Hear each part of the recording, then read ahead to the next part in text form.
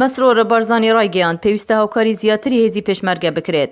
ئەمڕۆ ڕێکەوتی 19 چاری 2018 بەڕێز مسرور بارزانی ڕاوێژکاری ئەنجومەنی ئاسایشی هەرێمی کوردستان پێشوازی لە ژەنەڕال وەڵتەر پایەتە فەرماندەی گشتی هێزی هاوپەیمانان لە عێراق و شاندیەوەری کرد. لەم دیدارەدا دوا پەرەسەندەکانی ناوچەکە و پێشخستنی زیاتری میکانیزمی هەماهەنگی دوولایەنە لە پێناوڕێگری لەسەر هەڵدانەوەی هەڕەشەی تیرۆریزم گفتوگویان لەسەر کرا.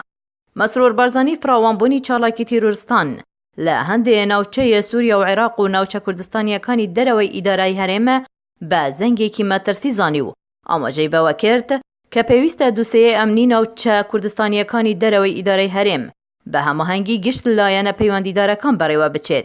بۆ ئەم مەبەستەش پێویستە هەرچی زووتر کاربواساییکردنەوەی دۆخی ئەو ناوچانە بکرێت. هەروەها ڕاوێژکاری ئەنجومەنی ئاسایشی هەرێم ئاماژەی بە پێویستی پاڵپشتی و هاوکاری زیاتری هێزی پێشمەرگە وەک هێزێکی دەستوری و کارای مەیدانی ناوچەکە کرد. لە بەرامبەردا فەرماندەی هێزی هاوپەیمانان ڕۆلی هەرێمی کوردستان لە جەنگی دژ بە تیرۆریستان بە کاریگەر پێناسە کردو دووپاتی کردەوە کە هێزەکانی هاوپەیمانان لە هاوکاری و مەشقی پێشمەرگە بەردەوام دەبن.